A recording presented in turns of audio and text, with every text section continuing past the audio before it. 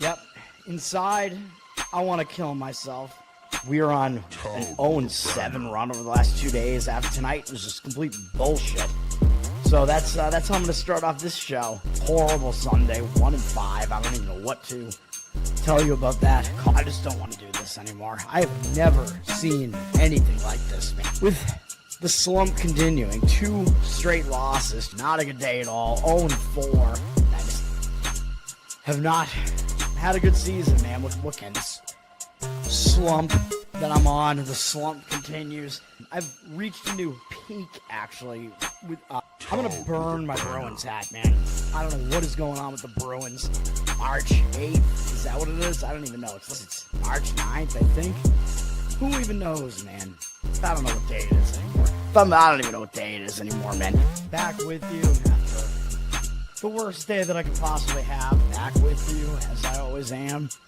Until I die, at least.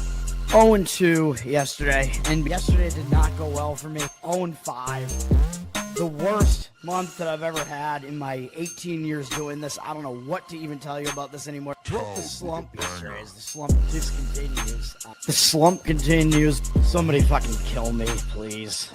I don't even know what I should do at this point other than potentially end it all.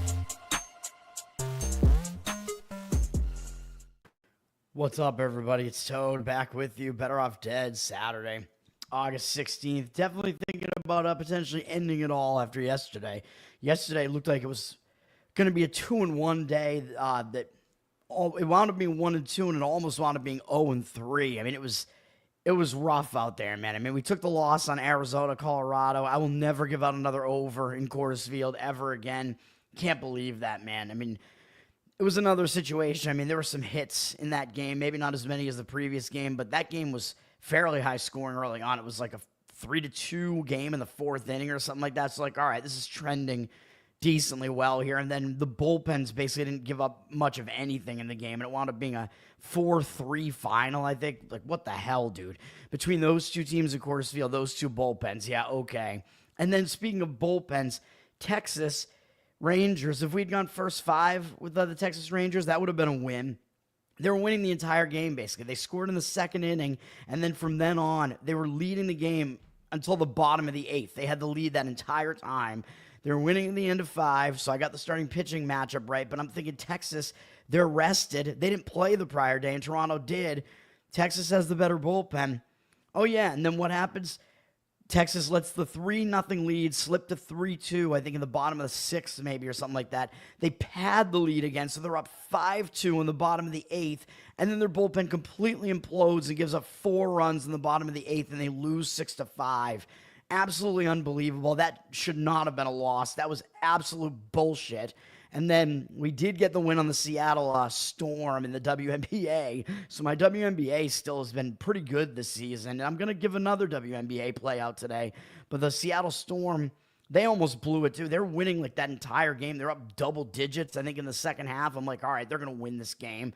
And then it came down to the final minutes. All of a sudden, I'm looking at the score, and it's like tied. I'm like, what the fuck happened in this game? But they still wound up winning, I think, by 2. So that was a winner. They got the outright win as an underdog. So I gave you a WNBA winner yesterday.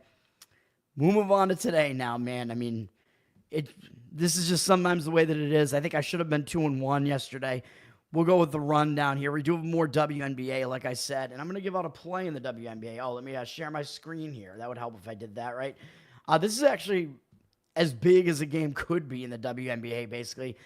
The top team in the East, essentially, against the top team in the West. Although, I don't know if the Liberty are actually ahead in the East now. I think they are, again, because the Seattle Storm last night for us dropped the Atlanta Dream. But I'm going to give out a play in the New York Liberty here, man, plus the 1.5. The line's dropped from 2.5 to 1.5, so I know we lost out on a little bit of value there. I still think it's fine. I think the Liberty are finally going to get a win here, man. I mean, Minnesota, they've had a chip on their back when playing New York because this was the finals matchup last year and New York won. So Minnesota, they came out with revenge on their mind. And the first time they played New York this year, it was in this arena at Minnesota. Minnesota won that game. And by the way, that started this win streak they've been on, which they've bookended this win streak with both wins against New York as they just went into New York in their last game and they beat the Liberty by double digits on the road, man. So I think the revenge factor is now shifting to the Liberty side here, man. This was the last game Minnesota played. Minnesota, they might not even take the Liberty seriously now because Minnesota, they just clinched a playoff spot. They're the first team to clinch a playoff spot. They have a huge lead in the West right now. So I actually think Minnesota may kind of take their foot off the gas a little bit here. This game, there are some reasons to say that this game is a little bit of an outlier, as Minnesota did shoot 47.6% for three-point range, which does not usually happen. And the Liberty actually out-rebounded them, but the Liberty, despite being at home, got absolutely destroyed in the turnover battle. They had 20 turnovers, which is very much an outlier, I would say, for a home team, even though the WNBA does have a lot of turnovers, but that's still a really high number. So I think there are some reasons why we should expect the Liberty to play better here. I think they should be the team that has the adjustments to make here against Minnesota. I think this game had some statistical outliers here, and the Liberty, I think they're going to come with motivation here, man, not only because it's going to be a double revenge spot now. Liberty were also leading for most of the first half of that game, by the way, so they imploded in the second half.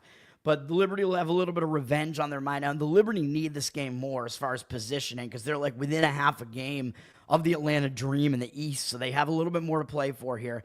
Minnesota, yeah, they're rested. They're way more rested than New York here, so people might say, well, then wouldn't you want Minnesota because they have like a ton of days of rest, right? Because their last game was 6 days ago at New York.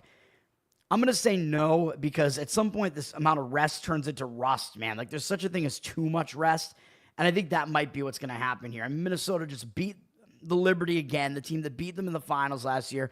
They're probably really riding high. Now they've had a bunch of days off. They just clinched a playoff spot. They're probably thinking, we're good right now, baby. We have an 8-game lead in the West. This game, I think, matters a lot less to Minnesota at this point. And when you have that much rest and you're on a 5-game win streak like Minnesota was, I think that rest can serve as a momentum stopper. Like I talk about that with like buys in the NFL. I think that their momentum could be really, really halted by having way too many days off. So I think that's a problem. The Liberty, yes, I know they're playing a third straight road game, and they did lose their last game to Las Vegas, so they are having to travel. I get that, but they have had 2 days off now, so I think that's a little bit better momentum-wise for them. They did face a rough stretch where they played 4 games in a span of 6 days here, all in different cities, and lost a couple of those, including that one to Minnesota earlier, which was actually at home for New York. But now that they've been on the West Coast, now they're coming back. They've had a couple of days off here. They haven't played since Wednesday, so they have a more proper amount of rest, I would say, to try to bounce back from this. I do expect the Liberty to show up in this game.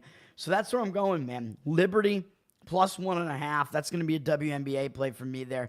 WNBA has been decent for me. I do think it's a pretty beatable sport, so that's where we're going with that one.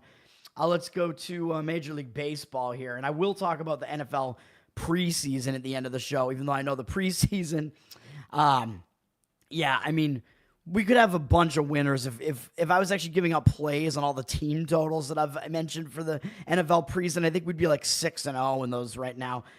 Maybe I should just start being an actual preseason bettor, which I never really have been. I just don't put like a ton of time into the preseason. I think it's too much chaos, but I know there are bettors that make a lot of money doing it, but that's not me, but maybe it should become me. I am going to have 2 baseball plays. We can get into it here. Pittsburgh at the Cubs is the first game up. This is the earliest game at 2:20 p.m. Eastern. More afternoon baseball in Chicago here at Wrigley, although we have more afternoon baseball because it's Saturday. The Cubs actually lost yesterday to Pittsburgh, and I pointed out that that was kind of a bad spot for the Cubs because they were returning home from a road trip, which that can tend to distract you a little bit. So I think they're going to come out playing a lot better in this next game here, man. They still have to worry about making the playoffs at this point. I know Milwaukee has a massive lead now because of how hot they've been. Cubs got to get a win here. And I think when you return home and you have a distracted spot, you play poorly, you tend to bounce back from that in a big way. And the Cubs, they're going to be a big favorite in this game, though. The Cubs do have the better bullpen at this point over the Pittsburgh Pirates. Cubs have a way better offense, too. We saw 4 relievers enter the game for Chicago yesterday, 3 for Pittsburgh, and Pittsburgh was off, or they didn't use any of their relievers, at least the day before that either. So Pittsburgh maybe has a slight bullpen rest advantage, but Chicago's been kind of keeping their bullpen at like a moderate amount of rest, which isn't really that bad either. So I still think maybe Chicago does still have the bullpen edge. Starting pitching wise, I think you have to give that edge to the Cubs as well. Mike Burrows, very young guy. I think he's a rookie for Pittsburgh here. His season has been pretty much a roller coaster. 4.66 ERA, 1.26 WHIP isn't too bad. He's basically the same home and away ERA wise. This month, he's struggled, though. He's allowed 4 or more earned runs in both starts, failed to go 5 innings against the Giants, allowing 6 earned runs, and then allowed 4 against Cincinnati, although he did have a 6-to-1 strikeout walk ratio in that one, so he did bounce back a little bit in a way in that start. It was better than his starting at San Francisco, where he walked 3 guys, which I think, unfortunately, was an underplay for me that did not hit. But Burrows, yeah, I mean, 3 of his last 4 starts have been good, though. Like, he's had 1 walk apiece in each of them, and he's had a really high strikeout rate, or a pretty high strikeout rate in those 18-to-3 strikeout walk ratio, if you exclude that Giants start. So he isn't really pitching that terribly. Against the Cubs, his numbers are okay. A small 21 at-bat sample size, 8-to-1 strikeout walk ratio. They don't have any extra base hits off him, so even though they have a 286 average, a 604 OPS is pretty low. So Burrows actually has pitched fairly well against the Cubs, even though now they've seen him, so the Cubs might hit a little bit better against him this time out. Shota Imanaga will be pitching for the Cubs. I mean, he's got good numbers this year, 3.19 ERA, 0.97 WHIP. He is a little bit worse at home with a 3.32 ERA, but he's in pretty good form again here after he did have a little bit of a rough stretch. He had one really bad start against the White Sox, which didn't really make a whole lot of sense, but even including that start, going all the way back through that start, he hasn't walked anybody, and he has a 26-0 strikeout walk ratio over that span, I think is what that is. This month, 16-0 with a 2.77 ERA. He's pitching well right now, man. I mean, he's gotten at least 6 innings in both starts this month. So he is in good form. He's looking pretty good, and he's facing a really weak Pittsburgh lineup here, and he's done well against them in the past. 46 at-bats, 9 strikeouts, 2 walks, 239 batting average, 532 OPS. So this game, I think both starting pitchers look like they're pretty good to go in this one. The bullpens may be good enough that you want to keep them in this equation, but I think the way you look at this game, because I don't think you could possibly play the Cubs at a minus 200 line like this, or really even figure out a way to play the Cubs at all. I think an under maybe is the best way to play this game. The total is down from 9 to 8.5. With a Wrigley total of 9, you kind of know that does mean that the wind might be an issue. It might mean the wind's blowing out a little bit at Wrigley, because if it was blowing in, you'd probably see a much lower total here. But the starting pitchers look pretty good in this one. If you want to exclude the bullpens, you could go with the first 5 under as well. 56% tickets on the over, 67% of the cash, though, on the under. And that total has dropped from that key number of 9. It's gone through the 9 to 8.5 juice to the over. I think if you still see a 9 out there for the full game, because that is a key number, if you can get under 9 up to about minus 120, that might be the way to play this. And if not, you could go like under 4.5 or something in the first 5. I don't mind that either, because I do see reasons that both starting pitchers might actually pitch pretty well in that one. Texas-Toronto is going to be one of my 2 plays, so I'll skip that for now. Philly at Washington. This is this pitching matchup, man. This is a weird one. Washington took the loss yesterday. Philly beat them yesterday in the second game of the series after Washington beat them in the first game. So the teams have split the first 2 games of the series so far. We have 2 bullpens that aren't very good, but we know Washington's is one of the absolute worst. So Washington does have the worst bullpen. Both bullpens saw a decent amount of usage yesterday. Philly slightly more usage, but I think you still have to give Philly a little bit of a bullpen edge here. Philly definitely has an offensive edge. Starting pitching is a little bit questionable, man. I don't know how to read into which one of these pitchers I think might be the better one. Taijuan Walker is pitching for the Phillies. He's really hard to gauge, man. I mean, his overall numbers are not bad. 3.39 ERA, 1.29 WHIP. He's been better on the road as well with a 2.61 ERA, but he was not going deep into his outings, man. He was having a lot of shortened outings for a while. He might have been coming out of the bullpen at various points this year, too, and then he's re-entered the starting rotation, although since he's been in there, he's been serviceable. He hasn't allowed more than 3 earned runs in any of his outings. Going all the way back to like early in the season, really. He hasn't allowed any more than 4 all season, actually. So he's serviceable, even though he doesn't come out and strike out a lot of guys. I don't like his walk numbers that much either, but he's actually kind of ramped it up a little bit further. And this month, he's gone 12 innings, 6 innings in each start, only allowing 1 run total with 6 strikeouts and only 1 walk against Baltimore, who's not a good offense, but then at Cincinnati, which is not an easy place to pitch. So Walker actually is pitching a little bit better right now. And against Washington, I mean, they're not a very good offense, particularly at home. They're not that good, and Walker's been pretty decent against them in 58 at-bats. They only have 9 hits off him. A 9-9 strikeout walk ratio isn't very good, but 155 average and 510 OPS. So Walker has actually stifled the Washington bats when he's faced them. Washington has Cade Cavalli pitching, who was a pretty young guy who I think maybe had a delayed start to his major league career, maybe due to injuries or something. He pitched in 2022, and then he wasn't in the majors again until this year. Had a really rough outing in 2022, and his only major league outing until this year. This year, he's been a little bit better than that. He's made 2 starts this year, one against the A's, where he went 4 1/3. Didn't allow any runs in that one. Had 6 strikeouts and 1 walk. So that was a pretty promising start. And then he did go 5 innings last time out, but he gave up 4 runs and walked 3 guys and gave up 7 hits against Kansas City. And we know Kansas City's not a good lineup, and that was at Kauffman Stadium in Kansas City, which is a pretty pitcher-friendly ballpark. So that's not as good of a sign as Cavalli kind of took a step back in that outing. He wasn't very good in that one. A lot worse than I thought he would be. Philly has never seen him before, but Philly is a big-time step up in class offensively from what he saw with Kansas City. So it's very difficult to gauge what we're going to get out of Cavalli here. Although if you think that he will pitch well again, there's that unfamiliarity aspect going on. That would be maybe an argument for like an under in this game, but the total's gone up from 9.5 to 10. 77% of tickets, 93% of the cash on the over. When I just saw Taijuan Walker pitching, I mean, my first instinct is not an under when I see him pitching. That's just the way that it is. And these 2 bullpens, I mean, these bullpens are so bad that if you took the under, you would have to go first 5 innings. But I don't think we want to do that because a total of 10 in a game that's not at either Coors Field or that A's Sacramento Stadium, the odds makers are really telling you they think this is probably going to be a high-scoring game.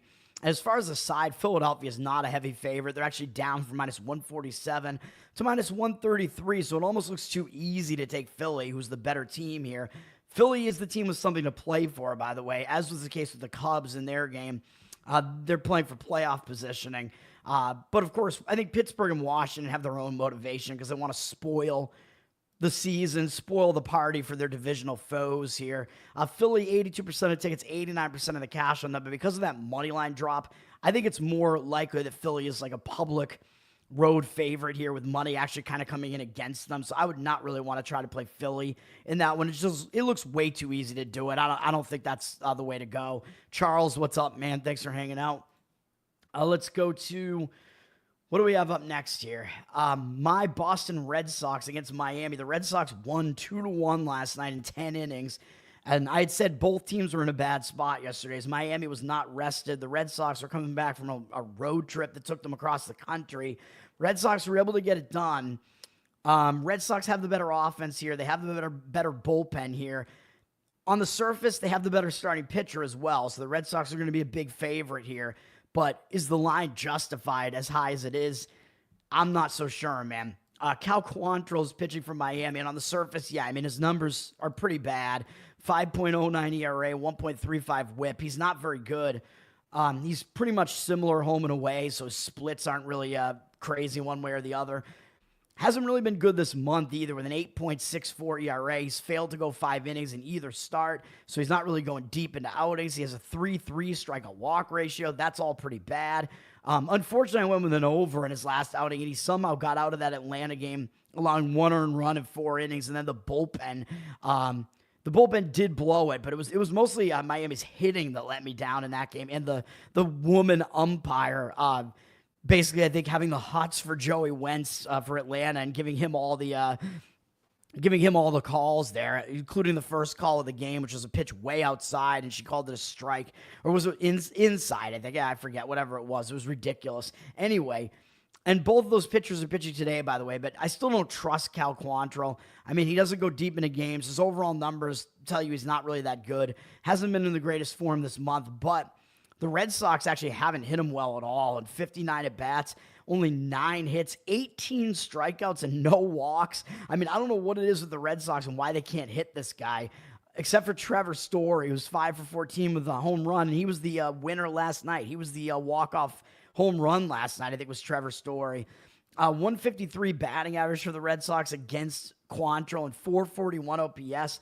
So even though on the surface it looks like Cal Quantrill should be pretty fadeable in this game, his matchup numbers don't really tell the same story. So maybe you don't really want to fade Cal Quantrill here. Red Sox have Brian Bayo starting. 3.25 ERA, 1.29 whip is definitely still too high. He is a little bit better at home, 3.09 ERA. Bayo, I mean, he started pitching better and going deeper into games, man. Like, he started really getting on track and pitching a lot better. He really does not allow a whole lot of runs. His last outing was really bad, though, at San Diego, pitcher-friendly park. Gave up 5 earned runs. He walked 3 guys. He did still strike out 7 in 5 2/3 innings, which is good. But I'm going to say that's more of a blip. I don't think we're ready to say that he's just all of a sudden in bad form. Although I know he's walked multiple guys in 3 of his last 4 outings, which is a little bit of a concern. But he still hasn't given up more than 3 earned runs besides that outing going all the way back into May. Although I know even when he wasn't giving up earned runs, he still wasn't really pitching that well for a lot of the season. But I think since he's found kind of his groove, I don't think he's really... I'm not ready to say that he's totally out of form here. Miami only has 2 hitters who have ever even faced him before, and they're 1 for 7 off him with 5 strikeouts and no walks. So Bayo, pretty unfamiliar, and does have good numbers against Miami. As weird as it seems, I think the way to look at this game is probably under in the first 5 innings. And it looks like maybe the initial move kind of went that way from 9.5 juice to the under to 9 juice to the over. I know it's a high total, so odds makers kind of telling you that this game shouldn't be an under. 67% of tickets, 75% of the cash coming in on the over. I mean, as far as the bullpen usage, though, the Red Sox bullpen isn't too bad, and they've had really light usage over the last few days, so the Red Sox bullpen is pretty much ready to go. Miami used a bit more of theirs yesterday, so if you want to go under full game, I mean, I'm not sure that I would really beat you up over that either. I think that's probably the way that I would slightly lean in this game, even though we have 67% of tickets, 75% of the cash on the over. I think under might be worth a look because of the matchup numbers with these 2 starters. Red Sox up from minus 165 to minus 172. 87% of tickets, only 62% of the cash. So the Red Sox are public. Money seemingly coming in against them a little bit, thinking that line is just too high. But again, yeah, I think looking towards overs might be the better, unders might be the better way to look at that game. Yeah, women should definitely not be umpires. That's true. Although I know there are fat man umpires that are also pretty bad at their jobs. But yeah, this is, I mean, it's ridiculous, man. It's bad. We had the Red Sox had that female announcing crew for one game there. It's just bad, dude. Red Sox, that's such a step down from the Red Sox had Jerry Remy and Don Orsillo for a long time. Jerry Remy, R.I.P. Even though Jerry Remy's son is a roid-raging murderer. And Don Orsillo, I think, is still doing the games for the San Diego Padres now, where he's been for a while. He's like an Emmy-winning sports commentator or whatever. He was in the booth with Jerry Remy for the Red Sox for a long time, and they were... You can go find clips of them, man. They were the most hilarious duo ever. Like they would almost like stop calling the game and just get into these ridiculous jokes like that became beyond absurd. And it was really fun to watch. Back when I was actually watching every Red Sox game too. Seattle and the Mets. That's going to be a play for me as well, as you can see in the title. So I'll skip that for now. So both of my plays are afternoon games. Milwaukee at Cincinnati. Milwaukee, this is just getting out of control, dude. Cincinnati had an 8-0 lead in the game yesterday, I'm pretty sure, and Milwaukee still won the game. It was 8-1, my mistake, after the second inning, and Milwaukee immediately scored 5 runs in the third inning, and we're like, no, we're right back in this game, and then Milwaukee wound up winning the game anyway, 10-8. This Milwaukee team, they're like a zombie that keeps coming back to life, man. Like, you can't kill them. Mizurowski was miserable in the game yesterday in his first game back. I told you, Milwaukee, we didn't know who their starter was going to be yesterday, and I said that if it was Miz or one of their other guys who's actually good, I said, leave the game alone. If it's some like bullpen game, you might want to go with the Reds. And Milwaukee still had a terrible start from him. They basically wound up going with a bullpen game. They still won the game. It's just insane, man. Milwaukee is basically unkillable right now. Milwaukee, again, they used a ton of their relief staff. They used 6 relief pitchers yesterday. Cincinnati, I think, did use a bunch of theirs too. So the bullpens are pretty worn out after yesterday, even though Cincinnati didn't use any the day before that. Cincinnati, 5 relief pitchers. I think Milwaukee used at least 6 yesterday. So bullpen's not in good shape here, even though I think you do generally give the edge to Milwaukee with the bullpen, but they used some of their better bullpen arms yesterday too. So bullpens, I think it's probably a no-go for both teams of the bullpens here as far as your betting purposes on this game.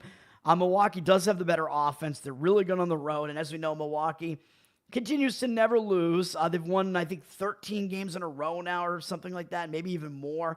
They have one of the longest win streaks in baseball history, and I think they might have multiple double-digit win streaks this year too, which I think rarely ever happens. I mean, I don't know. Milwaukee's doing some crazy shit. Starting pitching, Quinn Priester, speaking of crazy shit, he's got a 3.49 ERA and 1.24 whip on the season. The crazy shit is that Milwaukee, I believe, has won 13 starts in a row of his, even though in some of his starts he hasn't even been good. He's a little bit better on the road, by the way, 3.23 ERA. His last start was one of his worst starts for a while, man. He hadn't allowed more than 3 earned runs, except for one start against Miami where he gave up 4. He hadn't allowed more than 3 earned runs in any start going all the way back to early May until his last start when he got rocked by the Mets for 10 hits and 6 earned runs. And that was a game where Milwaukee was way behind early in the game. I think they were losing the game 6-0 maybe or something like that. And they won that game too. It's just insane, man. This team is like, they can't be beaten right now. Quinn Priester, again, he's got the streak going for him. He's mostly been pitching shockingly well during that streak, although his last start, again, wasn't very good. This month, he does have only a 6-3 strikeout walk ratio, which is a little bit concerning. But he's never really been that much of a strikeout guy.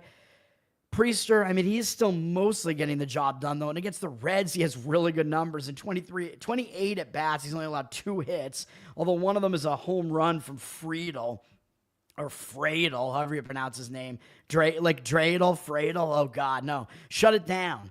Quinn Priester, 5.5 strikeout walk ratio, 0.71 batting average, against the Reds. Even though that strikeout walk ratio is bad, he's held to a ridiculously low batting average and 426 OPS, also ridiculously low. So Priester does have really good numbers against Cincinnati, even though we're going to Great American here, where it's a pretty hitter-friendly ballpark. He will be up against Zach Littell, he's having a decent season, 3.6 ERA, 1.12 whip. Littell, generally better at home this year, 3.36 ERA. He spent most of the year with Tampa Bay, although Tampa Bay plays in Steinbrenner Field, as I've mentioned many times on the show, every episode pretty much, which is a hitter-friendly ballpark, just like Great American is. So Littell, he's doing this stuff in all hitter-friendly ballparks while pitching at home, so that's a decent sign for Littell. But he went over to Cincinnati, and he had one good start when he first came over to Cincinnati, beating the Chicago Cubs, going 7 innings, 1 earned run allowed, 8 strikeouts, 2 walks. Really nice outing for him at Wrigley Field.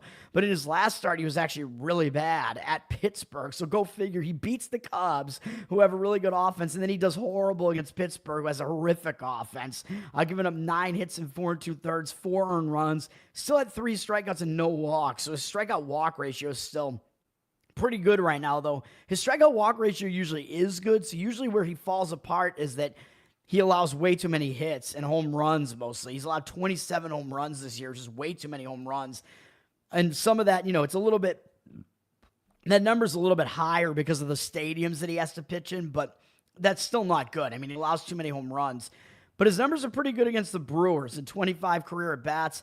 5.3 strikeout walk ratio is not good, but they have no extra base hits against them. 160 batting average and 410 OPS. So Littell actually does pretty well against them too. So with the starting pitching here, I think the way to look at this game is under in the first 5 innings. That would probably be my recommendation in this one. It looks like the money is coming in on the under. It's flipped from 9 juice to the over to 9 juice to the under. 74% of tickets on the over, 79% of the cash coming in on the under. So the money is agreeing with that. I wouldn't want to deal with the bullpens after they got absolutely wasted yesterday. So just focus on the starting pitching matchup. That's probably the way I would go. And money's actually coming in towards Cincinnati, with Milwaukee down from -125 to -115. 76% of tickets on them and only 53% of the cash. So the money, again, is fading Milwaukee here. Cincinnati does need the game more if they're trying to still make the playoffs here. So that's the one thing with Cincinnati is they have the motivation, which I keep forgetting to mention motivation, by the way, which Boston, I mean, they still have something to play for as they're fighting in the AL East. They're fighting to make sure they get a playoff spot. Miami is basically out of it. So something to keep in mind. Milwaukee has so much padding right now. They might at some point take their foot off the gas. Cincinnati does need the game more. So I wouldn't necessarily disagree with the Cincinnati side. And I think because Milwaukee used more of their relievers yesterday, maybe this is where the Milwaukee streak comes to an end, and maybe the Priester streak would come to an end at the same time.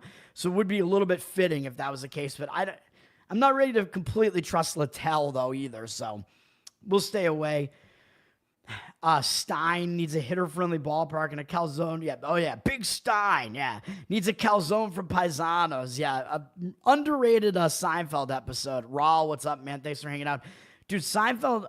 My opinion on Seinfeld is that there are no bad Seinfeld episodes except for the finale. Like, people talk about the last season as being a terrible season. It's not, because I think the calzone episode is in that season. And I think the Frogger episode's there. The butter shave. There are a bunch of good episodes in the final couple of seasons. Literally the only bad episode is the finale. And I think maybe the show kind of staggered a little bit early on. Like the really, really early episodes in the first season maybe weren't that great. But I think, the pilot. Yeah, exactly. The pilot. I don't think it's horrible. I'm trying to remember exactly what it was like. I think it's okay. I think really the only episode I'll say is bad is the finale, though. The last season has a bunch of bangers in it, man. A lot of late Seinfeld episodes that are pretty much classic episodes. And by the way, Curb Your Enthusiasm, if you watch the last season of that, they tried to redeem themselves for the bad Seinfeld finale. If you go watch the last season of Curb, the finale was all about creating a better finale than the Seinfeld one, and Seinfeld is in it as well. I thought it was pretty funny. I thought they did a pretty good job with the Curb finale. Great show, Curb Your Enthusiasm. All right, let's go to, what are we doing here? Atlanta and Cleveland. All right, Cleveland was on a nice hot streak, but they've started to kind of stagger a little bit, alternating their last 5 games. They lost the first game of this series 2-0 yesterday, so Cleveland's bad offense came back into effect here. And by the way, I think I mentioned Milwaukee does have the better offense in their game. In this game, Atlanta actually has the better offense, as weird as that sounds. Cleveland does have the better bullpen, though. But as far as the bullpen usage, Cleveland only used 3 relievers yesterday. I think Atlanta didn't use that many either. Yeah, they only used 3. So the bullpen usage isn't very heavy on either side. Cleveland does have the bullpen edge, and I think we're going to go with Cleveland as far as who has the starting pitching edge here. Because, again, Joey Wentz, there he is. The guy that the female umpire, was giving him all the calls, man, which was bullshit. He should have done a lot worse in that game. I don't think he's that good. His numbers are not that good this year. 5.03 ERA, 1.44 whip, pitching for Atlanta here. He's been better on the road, though. 3.66 ERA on the road this year. His season has been interesting because he was not on Atlanta to start the season. He was actually on Pittsburgh. Then he was on Minnesota, and then Atlanta picked him up. And Atlanta moved him into the starting rotation. They've ramped up his pitch count more recently. And again, he's been up and down. He had a good shutout start against Kansas City, but Kansas City, really bad offense. Milwaukee hit him around for 5 runs. Milwaukee's a good offense. And then he did fairly well last time out against Miami. That was that game I was talking about, man, where I think he should have given up more runs. He gave up 1 earned run and 5 1/3, but he walked 3 guys and gave up 4 hits. So Miami was not scoring the guys that got on base. So yeah, I think he should have given up more runs in that game. So Wentz, I'm not ready to say that he's pitching that well with 7 walks over his last 3 starts. That's not good. 12 strikeouts over that span. So his strikeout walk ratio is really not good. I don't think he is that good. Up against Cleveland, his numbers are actually bad. Cleveland has actually seen a lot of him because he was on Minnesota. So Cleveland is actually really familiar with him too. 60 at bats, 15-5 strikeout walk ratio is fine, but he's allowed 5 home runs to them. 2 from Jose Ramirez, 283 batting average, allowed in 938 OPS. So he's gotten hit around by this Cleveland offense, man. So Wentz, it doesn't look like a very good matchup for him. Cleveland is familiar with him.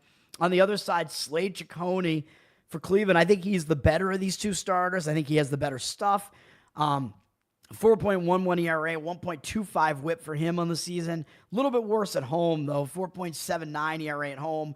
He was bad his last time out against a bad White Sox lineup. I know that's not a good sign. He gave up 5 earned runs on 8 hits in 3 innings to them, but he still had 4 strikeouts and 1 walk, so he still has a 10-2 strikeout walk ratio this month.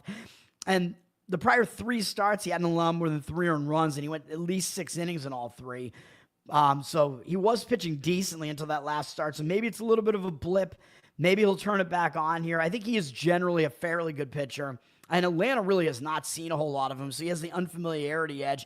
They only have 13 at-bats against him. Only 4 of their hitters have faced him. They only have 1 hit against him. 3-2 strikeout walk ratio is not good, but 0.77 average and 277 OPS. So I think you got to give Ciccone the edge here, and you probably have to continue giving Cleveland the edge throughout the game as far as the bullpen is concerned. So I think Cleveland is the right side in this game, but the money is disagreeing with me. Cleveland is a very, very a team that you want to avoid as far as the market read is concerned, because they are a public home underdog here, which is not something you want to touch as far as the market read. But I still think Cleveland is the right side here. If you were to force me to have to play this game, 67% of tickets, 57% of the cash on them. Atlanta flipped from plus 109 to minus 109. I mean, Atlanta, they just continue to get the professional money, man, because again, Atlanta, they have actually a fairly decent run differential this year, so that would tell you that they're actually better than their record would tell you that they are. Cleveland is nowhere near as good as their record tells you that they are, but Cleveland does have a motivational edge here too, because Cleveland, I mean, they lost yesterday, right? They got shut out, but they're playing to still try to make the playoffs here, man. I'm pretty sure their record, they're above 500, so they're trying to get something done here, man. So I think that maybe helps Cleveland a little bit as well from the motivational standpoint. So I would look towards Cleveland in the game, even though the market is completely disagreeing with it. Baltimore at Houston. This is one of the worst starting pitching matchups that I could possibly imagine. Speaking of Seinfeld, George Costanza is pitching in this game. Houston lost 7-0 yesterday with against Baltimore. I mean, it's ridiculous, I know. With Houston fighting for the top spot in the AL West, Houston has something to play for here. Baltimore does not. Houston definitely has the better bullpen. Houston has the better offense as well. But they almost got perfect gamed by Brandon Young, who I said he's a young guy with bad numbers, but Brandon Young does have stuff. Like, he can actually do well. Like, he has a very high ceiling. He might become something, man. He took a perfect game into the 8th inning last night and finally gave up a hit, and then they took him out of the game. Framber Valdez didn't even pitch that badly in the game, but took the loss because Houston couldn't even hit at all against Brandon Young. Houston, they might bounce back from that. I mean, I thought they may be in a little bit of a letdown spot coming off series against the Yankees and the Red Sox. Baltimore, I mean, who's going to pay attention to Baltimore, really? But now that Houston lost 7-0, Houston might kind of show up for this one, although Houston's offense really has kind of been struggling a bit. But Houston really, really has a rested bullpen here. They only used 2 relief pitchers yesterday. They didn't use any the day before that. They're keeping their bullpen very, very intact here. And they have the much better bullpen anyway. Baltimore, again, only used 1 relief pitcher because Young got them into the 9th inning yesterday. But Houston does get the bullpen edge here. I still give them the offensive edge as well. And they probably have the starting pitching edge, as ridiculous as that sounds, because Baltimore is going with Rico Garcia, who does have good numbers, 3.71 ERA, 1 whip. He's a 31-year-old right-hander who's very short and fat. I mean, he's listed at 5'9", 201. I mean, that's like Jose dimensions there, man. He's this wide motherfucker. He's mostly been a relief pitcher, man. He is a little bit better on the road, 3.48 ERA. But if you look at what he's done this year, he's been all over the place, man. He was on the Mets, then the Yankees. Or no, wait, he was on he was on the Mets, then the Yankees, then back to the Mets. Very, very confusing. Some Mets, Yankees, Mets. He was riding the subway, man, a lot. And then he went to Baltimore, and he's made 2 appearances with Baltimore, both against Seattle. I mean, it's just bizarre, dude. But the key to take away here is this is a Baltimore-like bullpen game. Garcia has not gone more than 2 2/3 innings in any of his outings here, so I don't expect him to go much more than that. So he's probably going to throw a couple innings here, and then Baltimore's going to go with their bullpen. So you're getting a bullpen game out of Baltimore here, and Baltimore's bullpen's not good. So it doesn't look like the greatest scenario for Baltimore here. Yeah, he's chunky for sure. Yeah, check out Curb Your Enthusiasm. It just ended not too long ago, but I mean, the whole series curb is worth watching, but it's a lot of seasons now. And it was on long ago, and then there were long hiatuses in the middle. Larry David, his thing was he didn't want to put on a new season of curb until he thought he had a really good idea for the season. Jason Alexander, like I said, George Costanza, who is not the stubby one here. He's 227, but he's 6'2". He's pitching for Houston here. His numbers are not good. 5.02 ERA, 1.46 whip. Bad at home, 6.75 ERA, but you have to take that with a little bit of a grain of salt because he was on the A's. So those really bad numbers, some of them were with the A's. A lot of it was this start where he got like completely wrecked by the Dodgers on the road. That A's stadium we know is a terrible stadium to pitch in. Since he's been with Houston, really he's only had one bad start against the A's, against his former team, but that was because he first faced the A's right after Houston got him, and he pitched decently, and then the A's roughed him up the next time they saw him, which was his worst start. He's been decent with Houston otherwise, but I still worry a little bit because he's walked multiple guys in all but one start with Houston. Although this month he has 2 shutouts, went 6 innings each, only allowed 4 hits total. 9-4 strikeout walk ratio is not very good, but he didn't allow any runs at Miami and then at the Yankees, which is pretty impressive to do. One hitting the Yankees. So Alexander, I mean, for me, he's really tough to read because I still don't think he's a very good pitcher. The Orioles have almost no experience against him. They're 0 for 2 against him. So, yeah, there's basically no track record there. Garcia, by the way, I forgot to show his stats against Houston. Houston only has 3 hitters who have seen him, and they're 2 for 3 off him. But not a whole lot to see there. No strikeouts, no walks. So there is unfamiliarity on both sides here, but I think because it's a bullpen game, I don't trust Jason Alexander. I mean, both bullpens are intact, and Houston's bullpen is good, but Baltimore's bullpen isn't. I mean, to me, my reaction to this was that the over would be the way to look at this game, but the money is totally disagreeing with it. It's down from 9 to 8.5, basically. 71% of tickets, 57% of the cash on the over.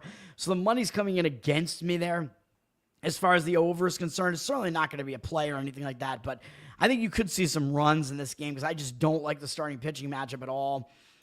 Houston, the money line dropped all the way from -170 to -137. 85% of tickets, 93% of the cash on Houston, which I don't buy a number like that, but I think Houston is public and the money line is completely moving against them. So do with that information what you will, I guess.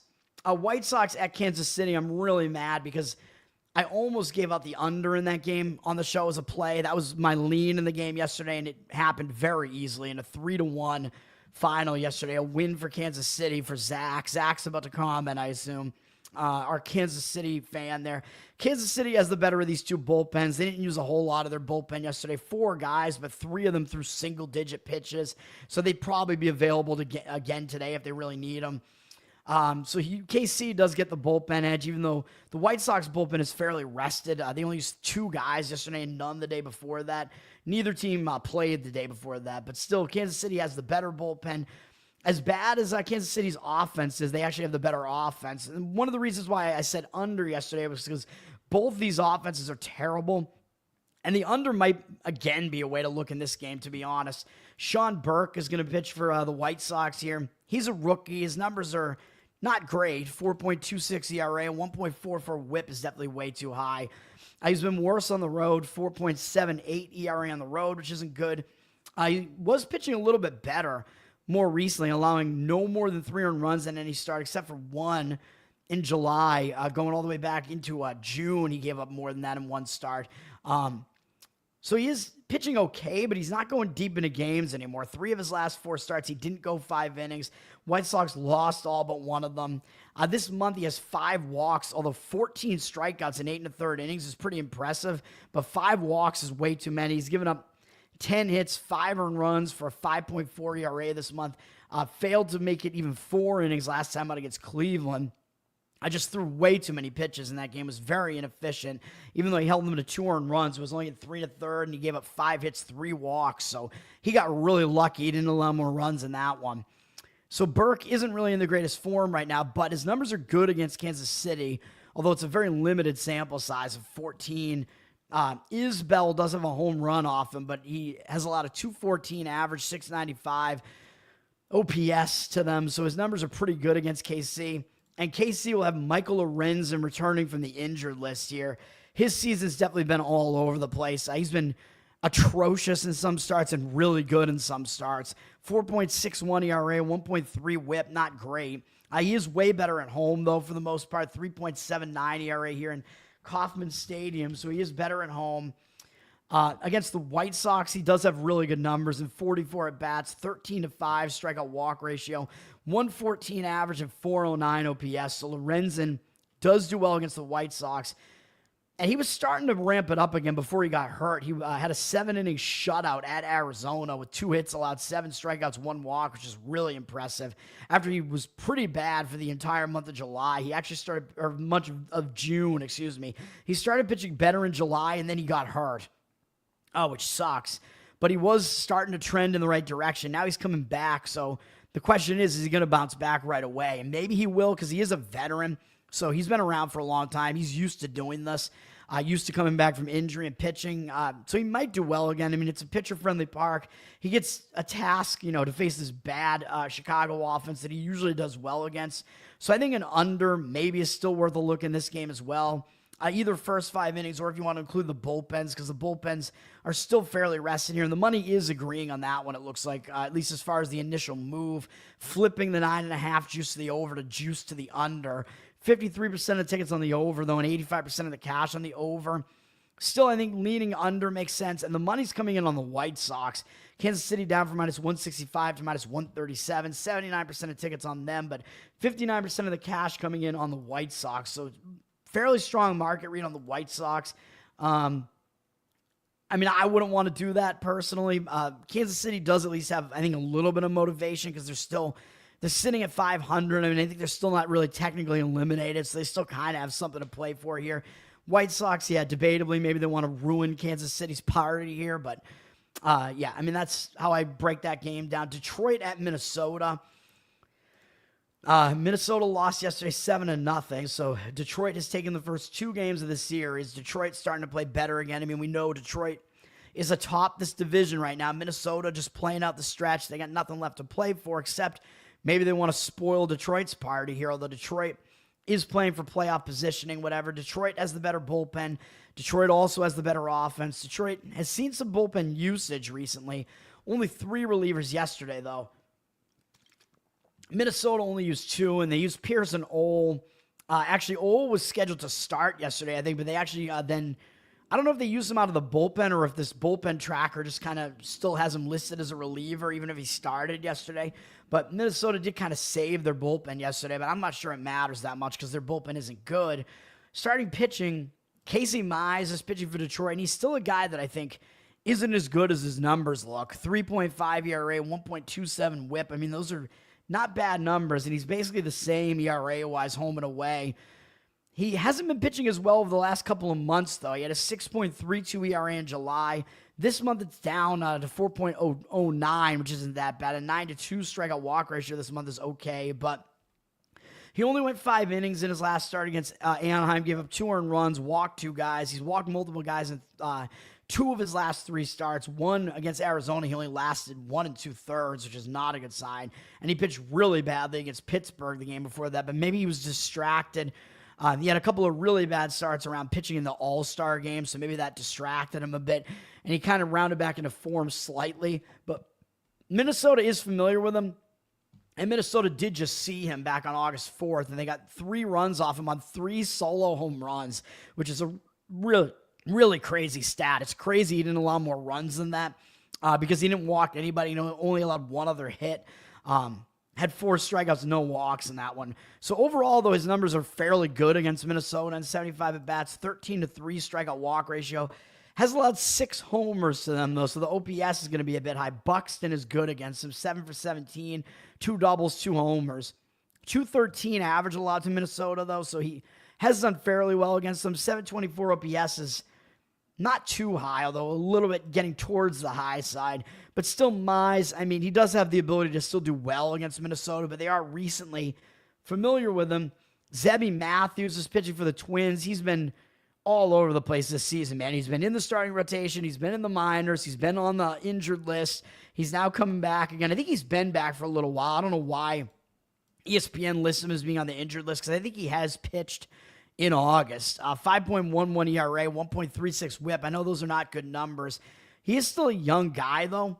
And he does have high upside, I would say. He's one of their young prospects that they think is going to develop into something.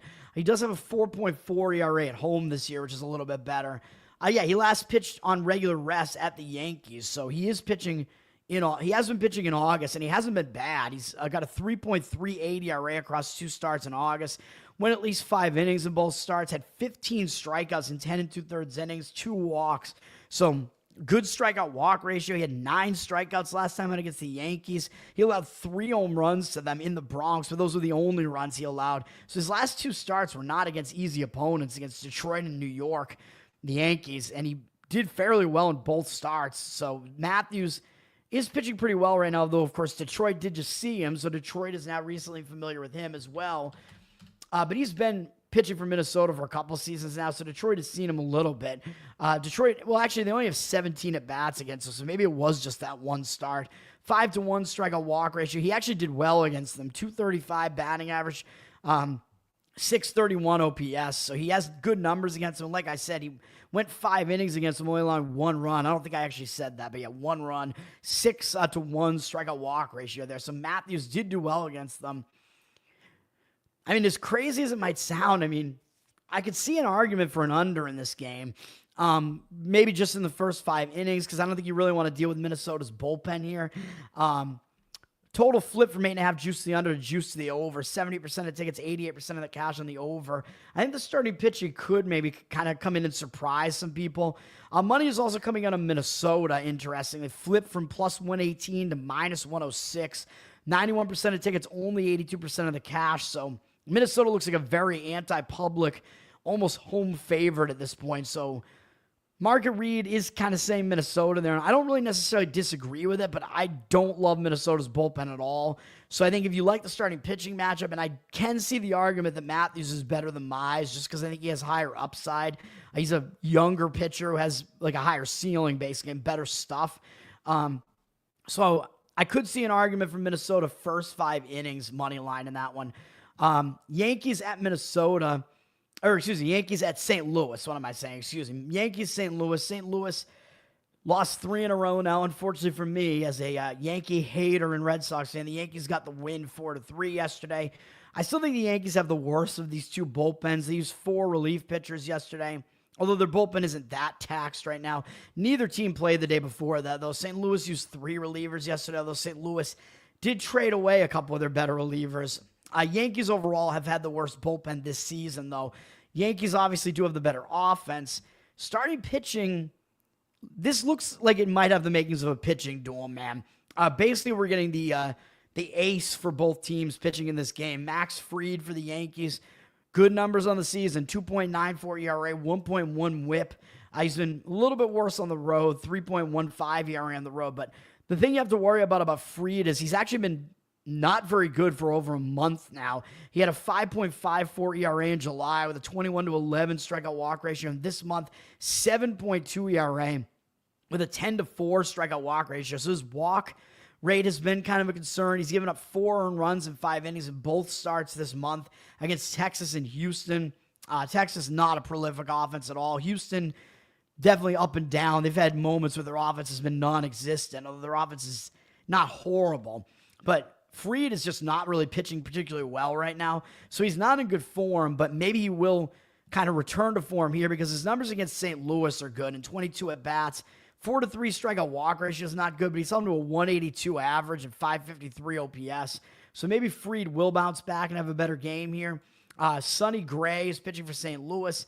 4.06 ERA is probably higher than it should be. I mean, he's gotten rocked in some starts, man. He's just gotten really, really torched for a lot of hits in some starts, but he doesn't put a lot of guys on base. He has a 1.15 whip. He's usually a guy that has good command, and he's significantly better at home with a 3.33 home ERA. And he's really bounced back, returned to form, man. After he had a couple of really atrocious starts in July here, he's really come back into form, especially this month. 1.29 ERA, 15-2 strikeout walk ratio in 14 innings, 6 hits allowed, 2 earned runs allowed, and he did that in 2 7-inning performances, allowing 1 run each against the Dodgers and the Cubs. And Dodgers on the road. So he did that against 2 really good lineups. So Gray, if you want to look at current form, Gray is in the better current form over Fried right now, pitching really well. And he does actually have pretty good numbers against the Yankees in the past. His 68 at-bats, 18-9 strikeout walk ratio. No home runs allowed, although maybe that'll change here. But he's held them to a 221 average, 617 OPS. I mean, the 9 walks isn't that great. 4 of them are Goldschmidt, though. Goldschmidt is only 1 for 23 off him. So he's kind of pitched around Goldschmidt a bit. But overall, Gray does have pretty good pitching numbers against them. The money is coming in on St. Louis. The market read is on St. Louis here. The Yankees down from -140 to -135. Weirdly, because St. Louis has nothing left to play for, and the Yankees are trying to make the playoffs at this point. Yankees are a road favorite, though, and maybe the professional bettors are kind of saying, we don't really think they should be favored by this much going up against Sonny Gray, or we think it might be a closer, low-ish scoring game here. And I don't really disagree with that. I think Gray, just because he's in the better form, I think I might agree with that. Yankees down from -140 to -135, like I said. And St. Louis might still be motivated just because it's the Yankees coming into their house, and St. Louis lost yesterday. So St. Louis might show up for a game like this. 51% of tickets on the Yankees, but 63% of the cash coming in on St. Louis. So the money's coming in on St. Louis. If I was going to do that, I mean, I could still see the argument for the full game, honestly, because the Yankees' bullpen isn't really that good, although you could go first 5 innings as well if you really just want to focus on the starting pitching matchup and go money line St. Louis first 5 innings. I wouldn't argue with you if you went full game either. The under is taking money as well. 75% of tickets, 97% of the cash on the under. Total down from 8 to 7.5, all the way to 7.5 juice to the under. So that is a low total, man. I wouldn't want to deal with the bullpens with an under in this game, though. So if you went under, I think you would have to do it earlier in the game. Although both starters could potentially get you kind of deep into this game, which would help the bullpen situation there. I know 7 is a key number. So if you wanted to go under in this game and you wanted to go the under 7.5 full game, you could go, have at it, I guess. Because if you go first 5 innings, you probably have to go under 3.5, which is definitely a little bit more dicey of a situation. Arizona at Colorado, I'm not going to give out the over in this one, so that means it's probably going to hit for once in this one. I'm going to finally just stay away from this series. The teams have split the series so far. I want nothing to do with it at this point. The fact remains that both bullpens are bad, although the rest scenario isn't really that bad. Arizona only used a couple relievers each day. Colorado as well didn't really use that much of their bullpen, but their bullpens both stink. Arizona's offense is the better of the 2 offenses, although Colorado's is slightly better at home. Ryan Nelson is pitching for Arizona. He does have good numbers this year. Skip it, yeah. But this is going to be the one where the over finally cashes, right? After I gave the over out in the last 2 games, it took a beating on both of those.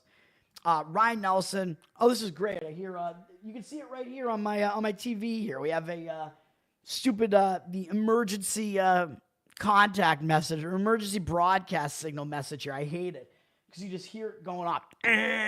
I'm like, come on, man. I'm trying to do my show, motherfucker. Maybe I should just turn the TV off. But I like having the ambiance of having ESPN on in the background, man. Stupid ESPN. They don't even show sports anymore. And they just took over Red Zone, so we'll see how that goes. So NFL Red Zone. They better just not change a thing because NFL Red Zone is one of the best things, man. The dude that they have, I think he is still going to be doing the commentary, because if you've watched NFL Red Zone, it's excellent, man. I know this is an aside here when I'm trying to talk about Ryan Nelson, but NFL Red Zone, I mean, you guys are familiar with it probably. It's just on for the entirety of Sunday, basically, with the 1 p.m. games and the 4 p.m. games for East Coast times there. And they just they'll switch between games. They'll have like double boxes, triple boxes. If multiple games have action going on, they'll only go to the games, that have action going on, basically literally where teams are in the red zone about to score. They talk about like the fantasy impact of things. They talk about the impact of the games, so you get the actual broadcasts of all those games with the actual announcers that are in those games. But then they'll go back to, they'll have like the room like the war room, basically, where they have their own guy, the red zone guy. I forget his name, but he's good. He's been doing it, I think, since the existence of red zone, if I'm not mistaken. He's really good at it, and he'll give you like the commentary about what is going on with all the games. Oh, now we're switching to this game, etc. But I do think he is staying on with red zone, so hopefully ESPN literally doesn't change anything with it, because red zone is like one of the only things as far as sports broadcasting that's like almost literally perfect. So I think they should keep it. ESPN tried to do their own thing with, if you remember, like probably a decade ago or so, they had goal line and buzzer beater. So goal line was like ESPN trying to do red zone for college football. But the problem was they were only able to show games that were on the ESPN like slate of networks. So they could only show like ESPN, ABC, whatever games, you know.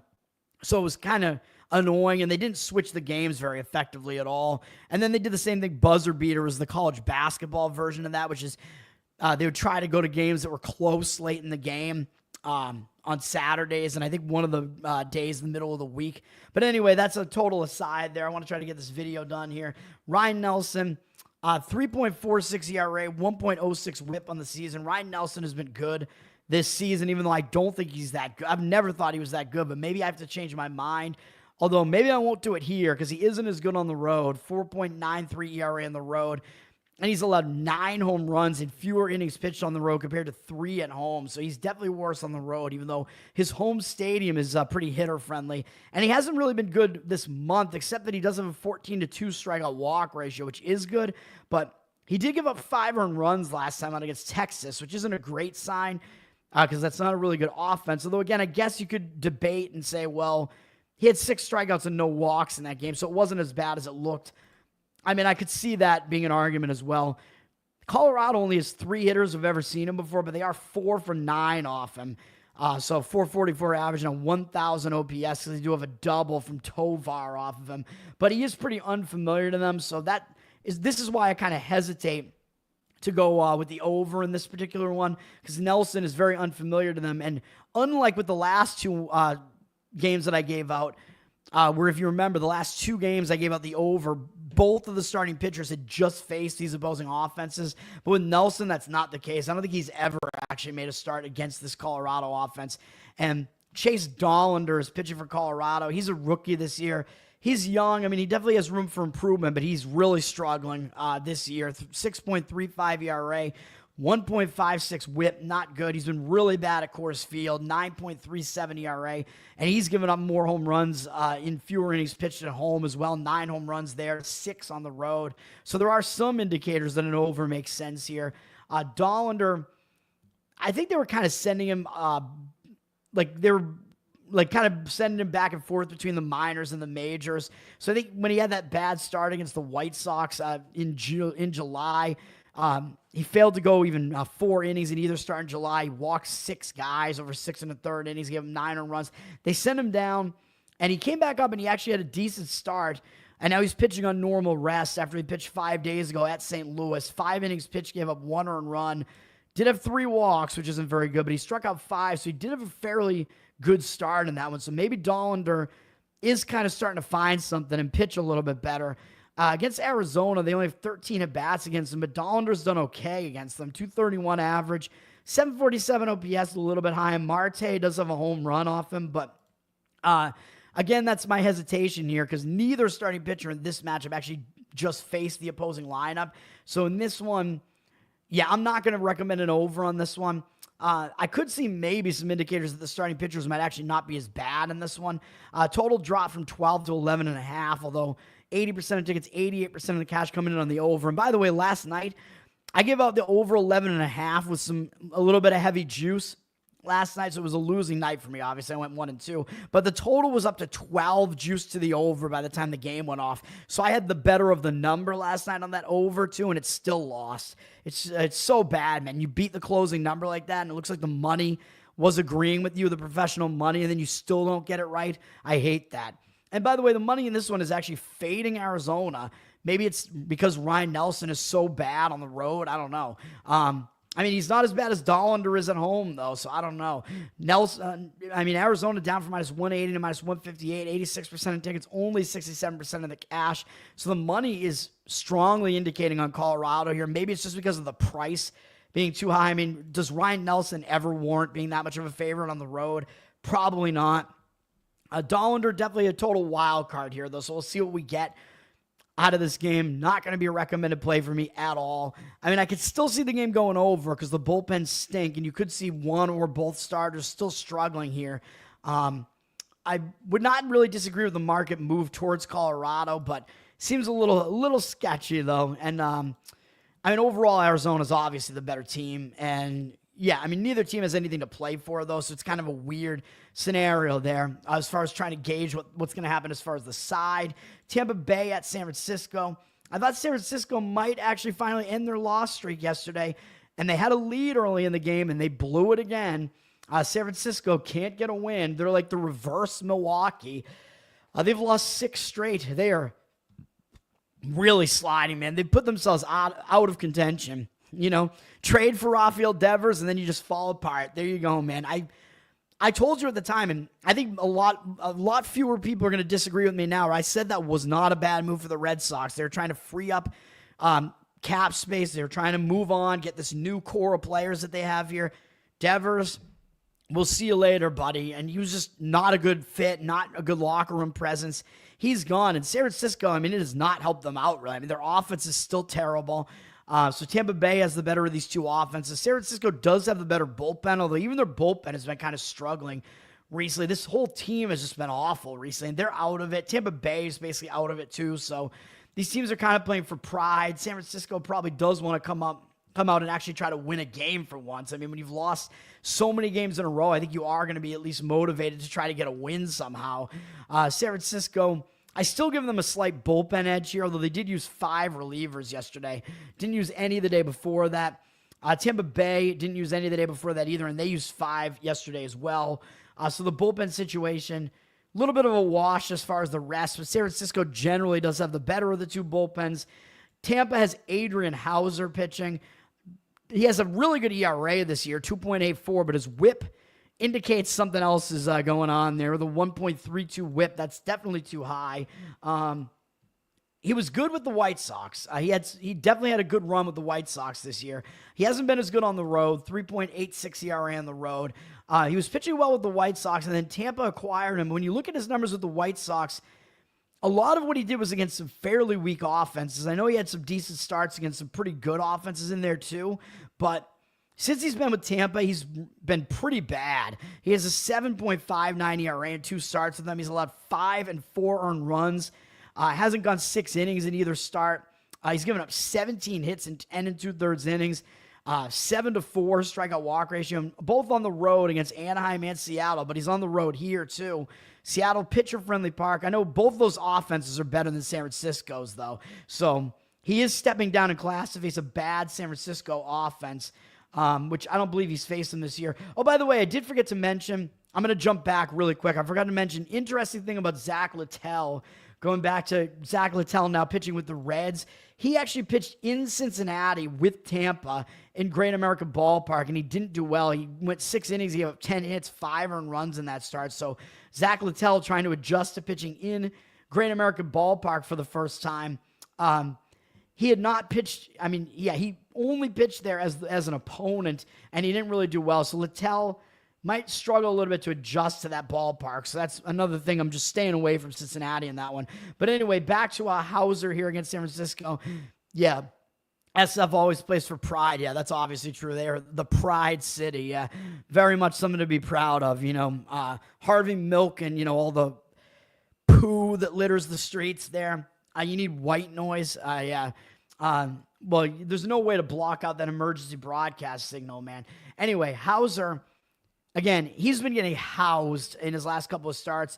Again, San Francisco is a really weak offense. They're the worst of these two offenses, so he is getting an easier assignment here than these last 2 outings. So maybe he will pitch better in this game because it is an easier opponent.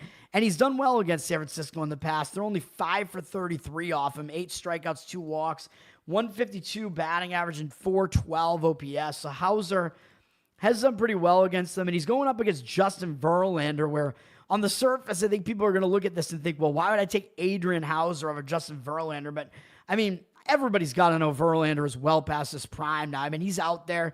He's trying to do it. He's not allowing that many runs, really, but 4.53 ERA.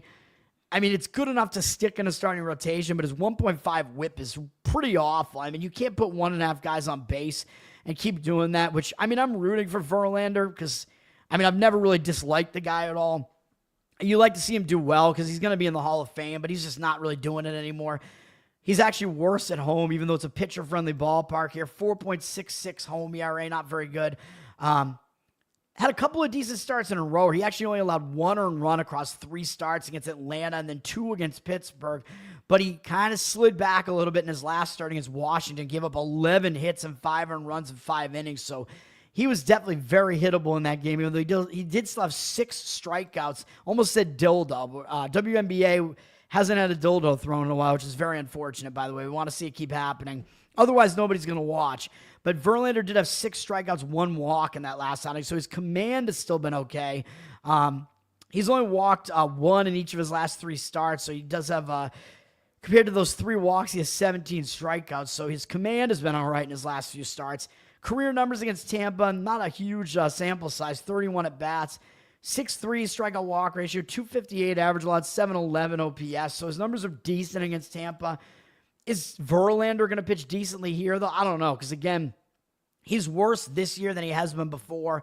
The money is coming in on Tampa here, and I'm not really going to disagree with it. San Francisco down from -140 to -115. I mean, baseball is streaky.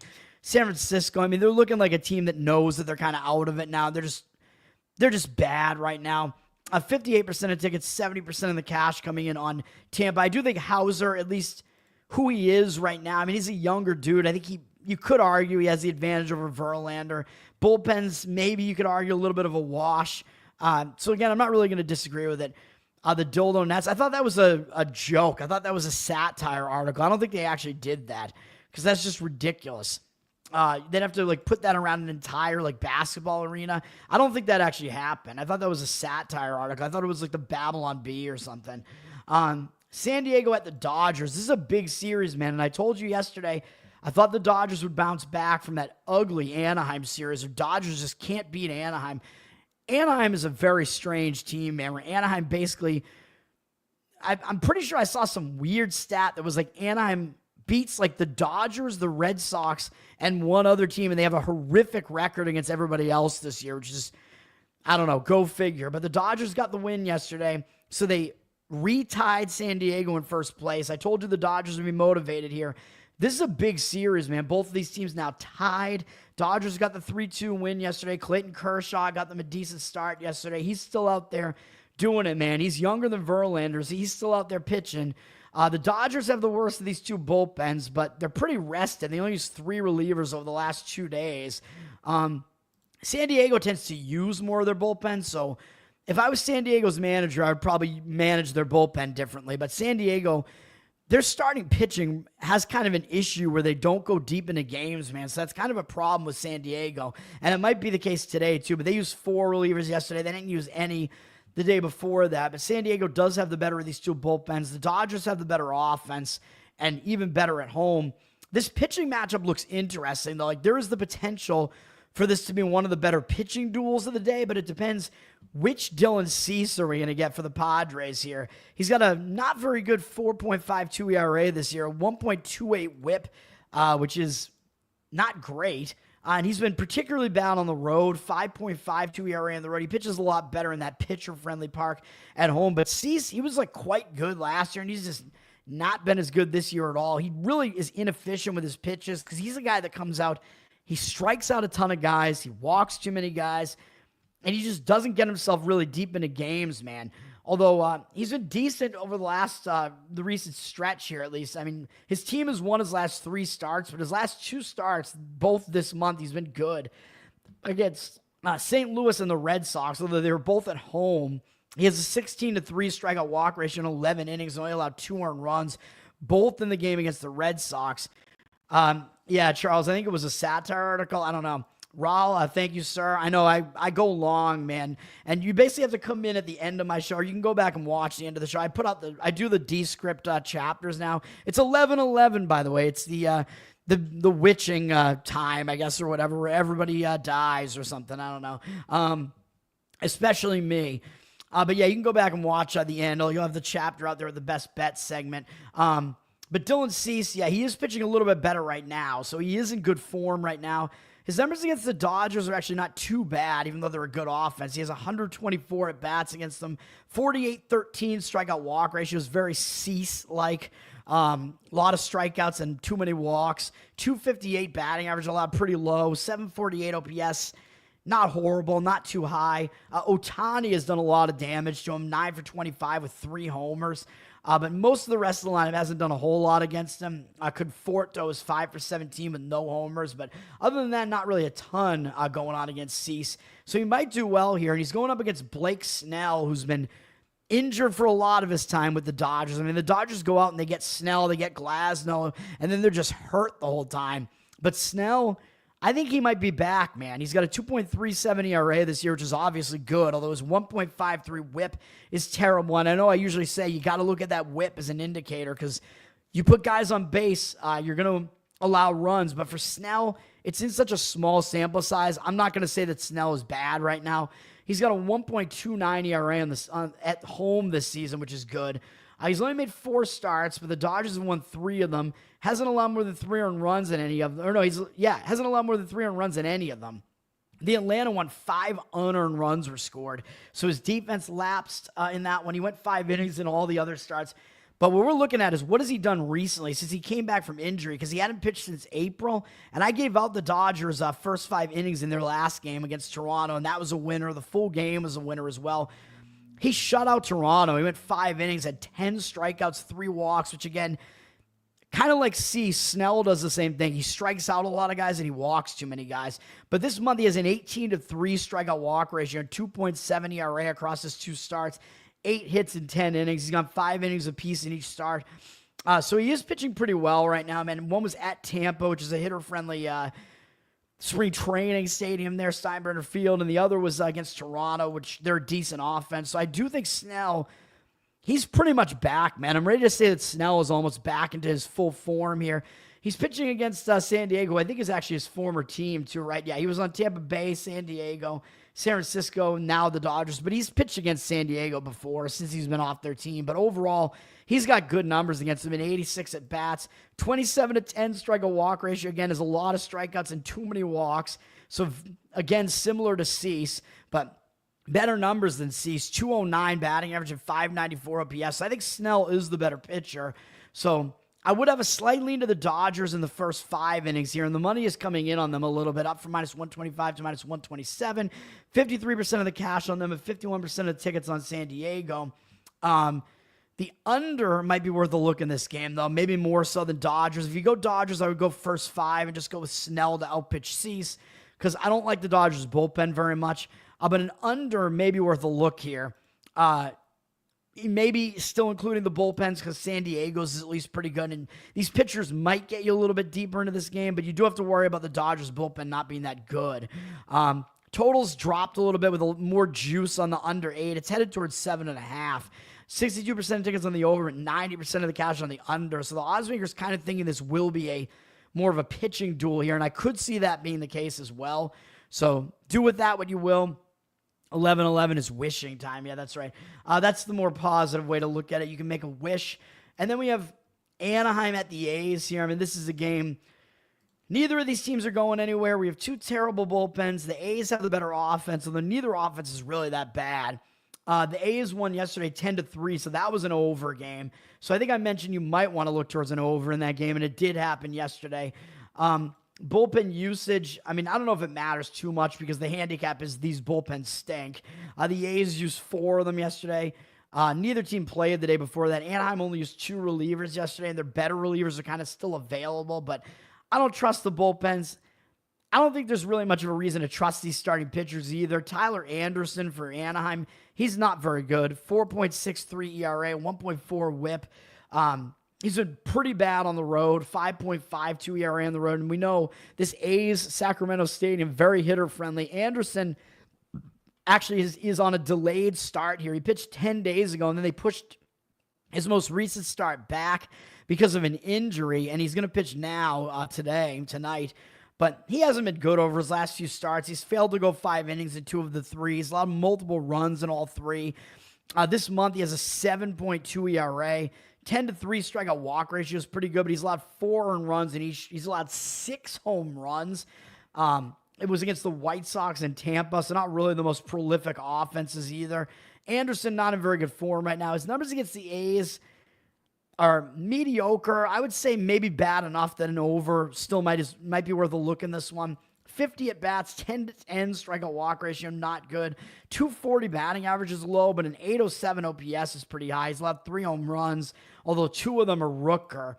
But Anderson, he doesn't do particularly well against the A's.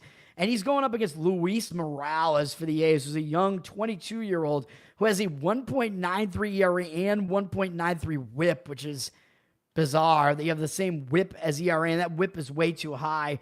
I don't know what we're going to get on a Morales at all, man. He's only made 1 start in his major league career. I know he's young. I haven't really looked at his scouting report. I just looked at what he's done so far in the majors this year, and I'm not totally impressed.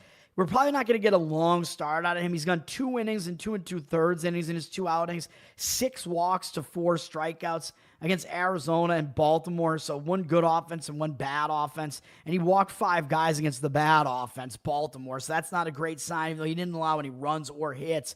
But he'll be an opener probably. So you're going to get him, and then you're going to get the A's bullpen for most of this game. So to me, it doesn't look very good. To me, I would probably be leaning over.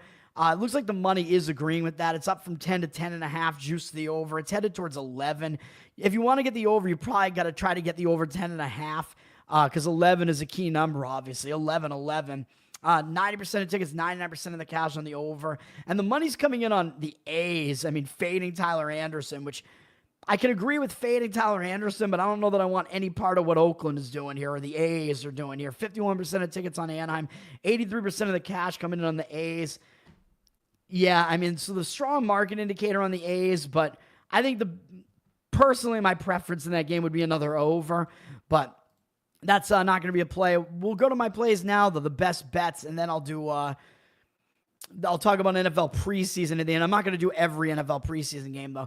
My first bet is going to be Toronto Blue Jays, and because the line is up a little bit too high here, I'm going to recommend either finding a -1 run line on it, so if they win the game by 1, they'll push. If they win by more than that, you'll win the bet. Or you could basically make your own -1 run line and maybe get a better price on it by splitting half the bet on the -1.5 run line at +135 and the other on the money line at -154 or so. And then you're only paying a little bit more than you would on like a straight up like -110 bet if you do it this way. So this is kind of the way that I like to do it. You can do it at different books, too, with each bet if you have multiple outs there to find the best number that you can. And then if they win the game outright, you'll still wind up winning just a small amount of money. I know it's not really going balls to the wall here, but that's the way that I look at this game. I know Toronto, they're going to be the public team. I know they're the hot team right now. I went with Texas yesterday. I thought Texas should have won this game, but this matchup just looks like it's too much in favor of Toronto here, man. They're off -135 to -156, 89% of tickets, 90% of the cash coming in on them. It is a battle of lefties here. I know they're public, but it looks like the professional money's kind of agreeing with Toronto's. The money line has gone up so far on them. Toronto's in a little bit of a better spot now because they returned home from a road trip. Or no, they didn't return home from a road trip. What am I saying? They were coming off a big series against the Cubs, my mistake. So it was a little bit of a letdown spot still for them, though, but they're staying at home, so that's my mistake. I forget if I said they were returning home from a road trip. If I did, that would have been my mistake yesterday. But Toronto, I thought that they had a rest disadvantage yesterday because Texas hadn't played the day before that. But now, the way Texas blew that game, I think Texas is really on the ropes here, man. I know Texas doesn't need to show up because they're trying to make the playoffs, but Toronto still needs to win games too because they know Boston and the Yankees could potentially catch them. I mean, Toronto, I don't think is really as good as either the Red Sox or the Yankees. If you look at the team's run differentials on the season, Toronto's is worse than both the Red Sox and the Yankees. So Toronto, they're going to show up as well. And I think after the way Texas blew that game, the momentum might kind of shift to Toronto here a little bit. Yes, Texas does have the better bullpen, but when we're going full game like this on the run line, I think it does make sense to include the bullpens. Texas used 5 relief pitchers yesterday, so their bullpen, even though they rested the day before that, it's not the greatest spot. Toronto, I know, did use 5 of their own, I guess, but I think it's a little bit of a wash. I know Texas's bullpen is a bit better, but we'll go with Toronto here. Toronto does have a significantly better offense. Toronto is good at home.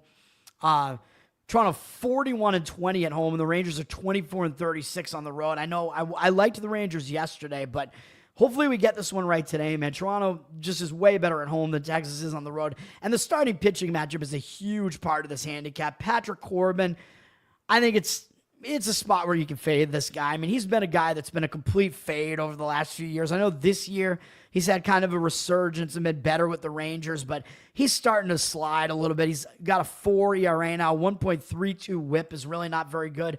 And he's been worse on the road with a 4.33 ERA on the road, so he is more beatable on the road. And he's been in bad form over his last few starts.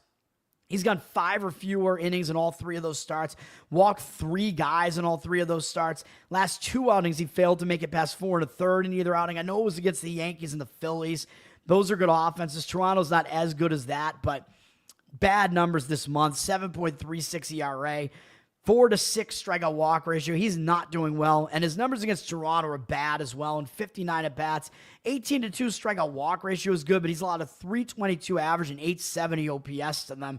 So Toronto has hit him around, even though the only home run is from France. But Corbin, I think it's about fade time for him here, and he's going up against Eric Lauer, who has surprisingly been one of the best starters for Toronto since they've had him in the starting rotation.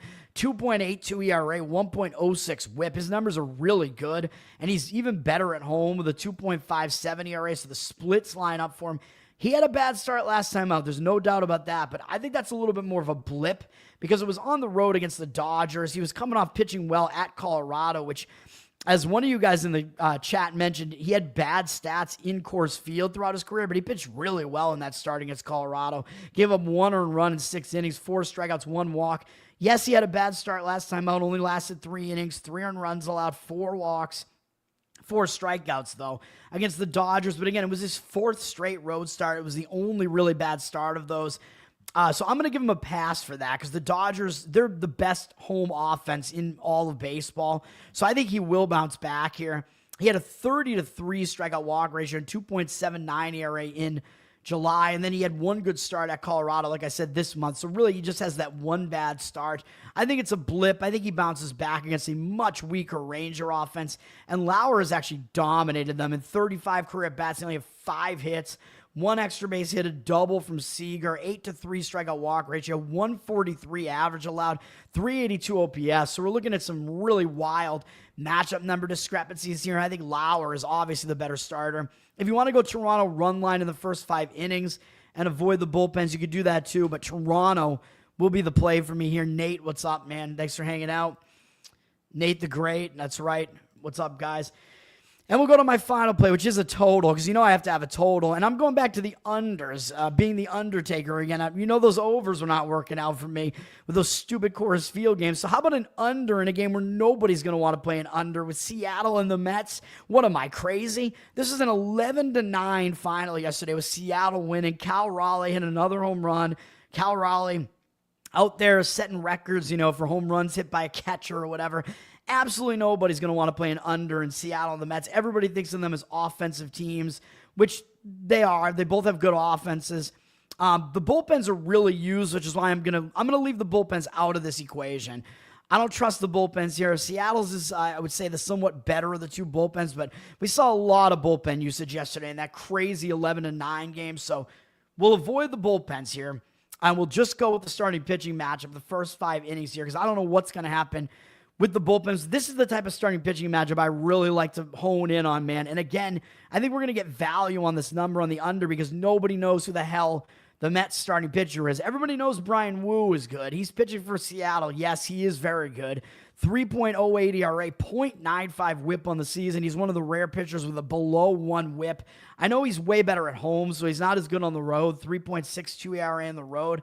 But the Mets have just been struggling, man, and Wu was pitching well after he had kind of a blip against the A's. So that was at that A's stadium where a lot of pitchers struggled there, and it was because he gave up 4 home runs, but his strikeout-walk ratio continued to be really good. And then this month, he has an 18-1 strikeout-walk ratio, 2.77 ERA, 13 innings pitched, 9 hits allowed. Yeah, against the White Sox and Tampa. I mean, the Mets are step up offensively from those two teams, but still, he's Brian Wu. I mean, he's pretty consistent. He's in good form right now.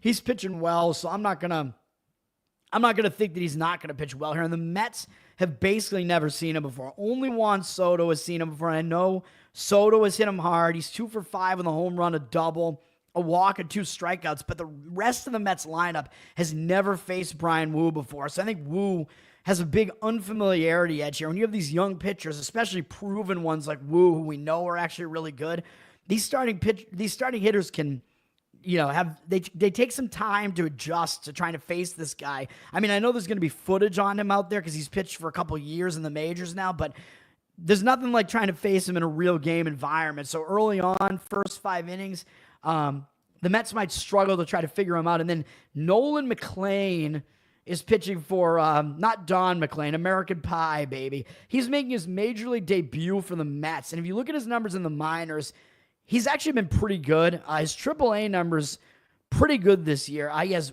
well over 1 strikeout per inning. He's got something like 80-something strikeouts and 60-something innings pitched, 30-something walks. So again, the walk number is too high, but he has a really high strikeout rate. His whip is like 1.1 something in AAA this year, and his ERA is like 2.3 or something like that, I think. So he's pitching well in the minors. So I think he might be ready to come up and make a major league start here, man. He was a highly drafted prospect. He's considered to be one of the best prospects. He's like one of the top pitching prospects in the Mets organization. He is coming up here again. His minor league numbers look good.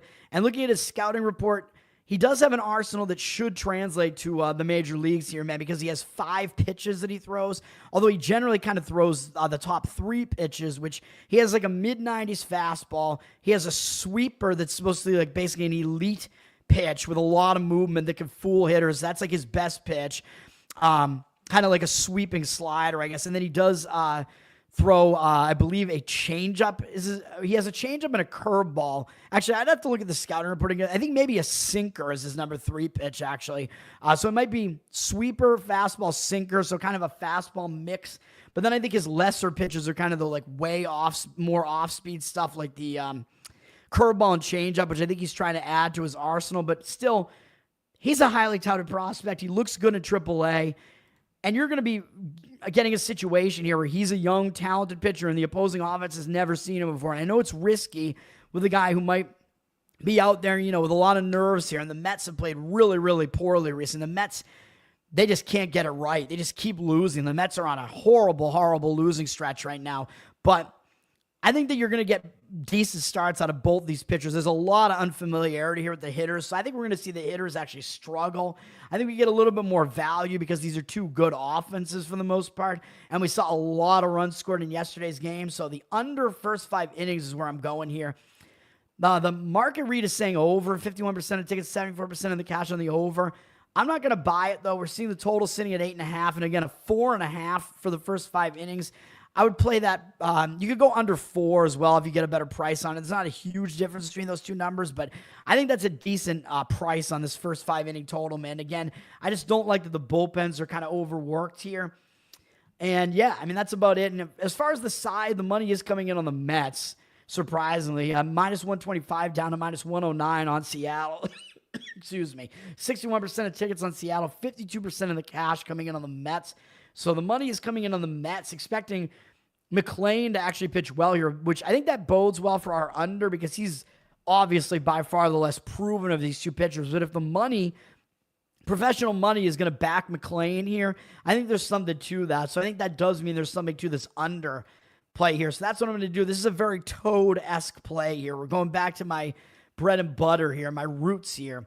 And that's going to be the way that it goes, man. Again, the Mets, 3 games in a row they've lost. They've lost a ton of games recently, man. They've only won 2 games over the past few weeks, which is just ridiculous. And the Mets are still in the playoff hunt. Both of these teams fighting for playoff spots as well. So it's a really interesting setup there. But that's that play. a dangerous under. That's why I like it, man.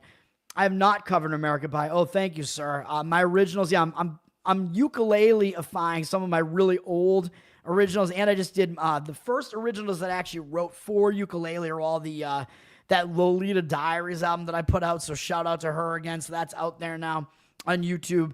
A couple of my old originals that I wrote way back in high school, and I have MIDI instrumentation for those. So I have like a MIDI project and I put my vocals on them. But I'm translating some of those songs into uke as well, which I posted one of those yesterday too. American Pie I've not done, but that's definitely a possibility. I could do that. If I do that, Josie will probably want to use that for a pie video. So that's kind of an added bonus, I guess. So maybe I'll think about doing that. It's a long song though, but it's very repetitive. So it's probably pretty easy to play on uke, to be honest. It's very simple. I think not too many chords in that song. Anyway, and I like danger, man, as far as the dangerous unders. You know me, I like to go contrarian, so that's the thing. NFL, I mean, I don't have time to talk about every one of these games. We have 11 NFL games today. It's preseason, but I will say that when you have lines that look like they're totally out of whack, you know that means like the starters are playing for that team as opposed to the other team. Like the Colts are up from a 4.5 point favorite to a 6 point favorite. They were a favorite in their first preseason game and they still lost to the Ravens, but I'm going to mention that because I actually kind of like one of the sides in the Ravens game today a little bit. But the Colts, they actually outgained the Ravens by 140 yards in that game. The Colts, they got kind of screwed over. The Ravens had a punt return touchdown early in the game. Anthony Richardson dislocated his finger early in the game. So that really kind of threw the Colts out of whack here. So I don't know if the Colts have Anthony Richardson in this game, but this spread here does indicate to me that Daniel Jones is probably going to get a big workload in this game for the Colts because they still have to figure out who their opening day starter is even going to be. Probably it would indicate to me that Jordan Love is not going to see the field for the Packers would be my guess. I haven't looked into it because, again, I just don't really do the work. There's just too much going on. I just don't bother with the preseason. But I know there's money to be made there. And like I said at the top of the show, unfortunately, I've said going with team totals. Over is kind of a good way to go, and I think every single one of them is hit. So if you want to look at the Colts that way, because the Colts are going to have like their first string offense out there for a bit, you want to go over the Colts team total. I don't hate that play in that game. I think laying 6 is too much of a price though, but it seems like it is kind of an anti-public play if you do that. Other games of note here, I guess Browns-Eagles is a really weird one. The Eagles, a 2 point favorite. The Eagles, I think, are almost certainly not playing Jalen Hurts, and they're still favored here because the Browns are so bad. The Browns played Shedeur Sanders in their prior game, and I know everybody's freaking out. Oh my God, Sanders did well against backup defense, the backup defense for the Carolina Panthers, man. It's all over for everybody. Panthers, they're one of the worst defenses in football, man. So Sanders doing well against them. You know I'm a Sanders hater. I think there was a lot of nepotism there. I don't think he faced good defenses in college, and he still only went 13-12. I don't think he's very good.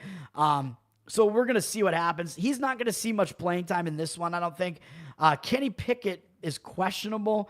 Sanders is also questionable. Joe Flacco, I don't think is playing for Cleveland either here. So I think it's basically going to be Dylan Gabriel's game today for Cleveland. And I think he played a little bit in the first game and he was bad. So we're going to see what happens. I mean, he's a guy that they just drafted, I think, he played at Oklahoma and then Oregon, I believe, in college. I don't think he's going to be very good either. You know me, I'm not a Sanders fan. I don't think he's going to be good either. Flacco is going to start the season for Cleveland as their starter, but I don't think he's going to see the field here. So terrible, terrible quarterback rotation for Cleveland. It's just a joke, man. So even though Philadelphia is not even playing their starters, Cleveland's rotation with their quarterbacks is so bad that they're still an underdog here. Philadelphia is going to go with Tanner McKee probably for a lot of this game. He's actually looked good when he's played. He's played in some NFL games. They might be able to trade him away because he's actually played surprisingly well. And then they do have Dorian Thompson-Robinson, who might get into this game. DTR, who was on the Browns, so he'll be playing against his former team. Kind of a weird storyline there. But DTR, he might be the worst quarterback in all of the NFL, man. Like the worst quarterback on any roster. He is unbelievably bad. I couldn't believe that Cleveland decided to stop using Jameis Winston. Winston, I mean, he can still throw it, man. I know he makes mistakes, but he is fun. He's a leader. Guys like him. You want guys to watch. You want people to watch your games. Winston, and he's got so much talent. He still gives you the best chance to win. I couldn't believe they went with DTR, who actually has nothing. absolutely has nothing. So if he's in this game, I think he's going to suck. Kyle McCord is a rookie. I think he does have decent upside. I mean, he was on Ohio State, remember, for a bit. So he was a pretty highly considered, he was considered to be pretty good in college. And then he wound up going to Syracuse because he knew some of the guys there. And he kind of lit it up at Syracuse. So I don't know that he's necessarily going to be bad at this level. But this quarterback rotation looks kind of bad as well. So this game, an under might actually make sense in this game. I know that there have been a ton of high-scoring preseason games so far, and usually the preseason games are low-scoring in week 1.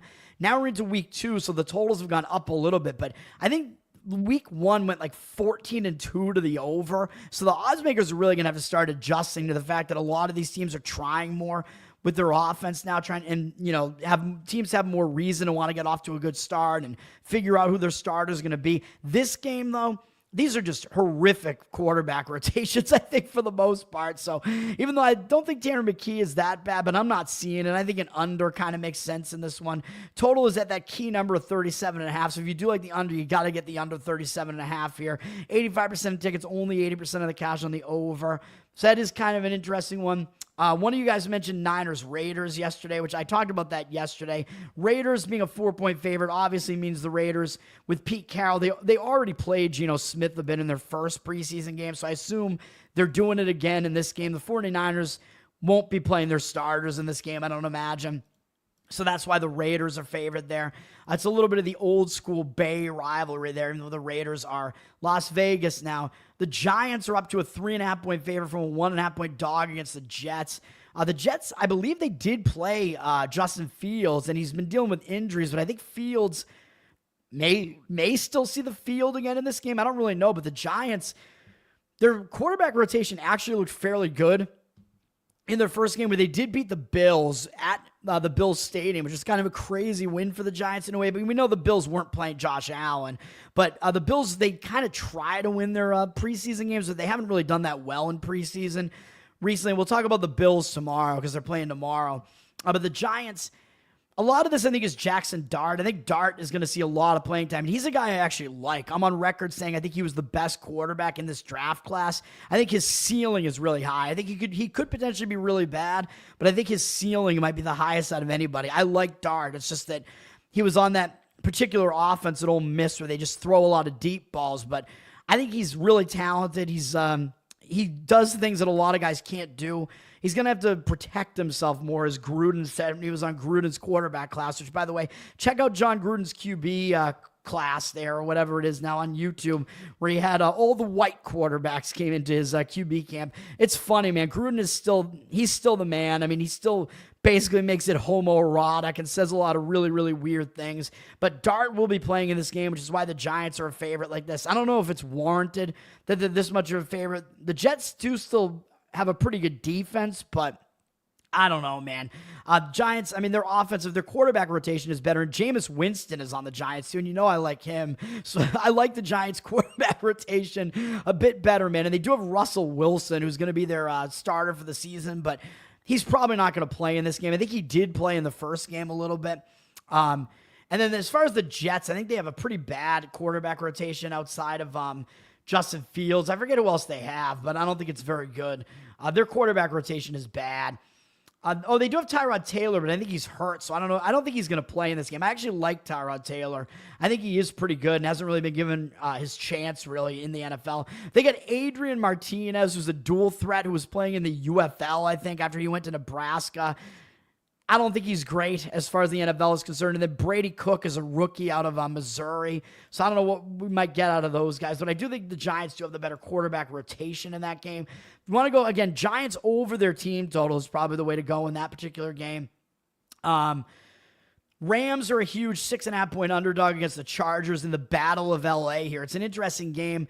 I don't know if Justin Herbert is actually going to see the field in this one, but I know that Matthew Stafford is hurt. He's been dealing with a back injury, so my guess is that there's no way that Stafford is playing in this game with the Chargers being favored like this. So I think that's one key component of this. So one thing to keep in mind there, I'm not sure that I would be ready to say Chargers over their team total in that one, but maybe, because it seems like Jim Harbaugh just comes out and he wants to win these preseason games. But you have to check to see if Herbert is playing. I actually don't know. And then Finally, I actually like the Cowboys against the Ravens. The Ravens have flipped to a 1-point favorite here. But the Ravens, again, I know they beat the Colts in their first preseason game, but John Harbaugh, he basically doesn't care about the preseason anymore. John Harbaugh, it's a very weird situation where he won 24 straight preseason games at one point because he actually cared about winning preseason games for a while. He wanted to go out and win. But then after he was done maintaining that streak and he finally lost, I think to actually Washington a couple of years ago, Harbaugh finally lost his huge preseason win streak. He then kind of said, all right, whatever. I don't care about winning preseason as much anymore. And I think he lost like maybe 7 straight games after that or something like that. So he's been a lot worse as a preseason coach after that. He just doesn't care as much since his streak doesn't exist anymore. And I actually think it was a misleading win for the Ravens against the Colts. Like I said, the Ravens had an early punt return touchdown that skewed the result. Richardson was out of the game with a dislocated finger. The Ravens offense was actually horrific in the game. So it was ridiculous that they actually won that game. I actually like the Cowboys in this one. I think you're going to see a better quarterback rotation. And the Cowboys are playing their first game at Jerry World under their new coach, Brian Schottenheimer. I'm pretty sure is their new coach, right? Did I get that right? I think so. I don't know that he's going to be a very good coach, but I think the Cowboys are going to be more motivated to win this game because it's their first preseason game in kind of the new era.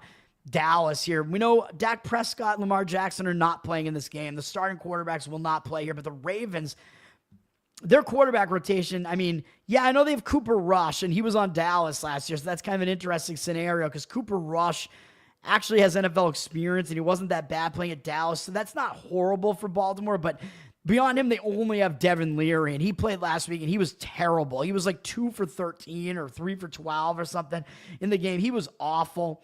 And I don't think we're going to see, Derrick Henry or anything like that for Baltimore, so I think Baltimore's offense probably is not going to do a whole lot in this game.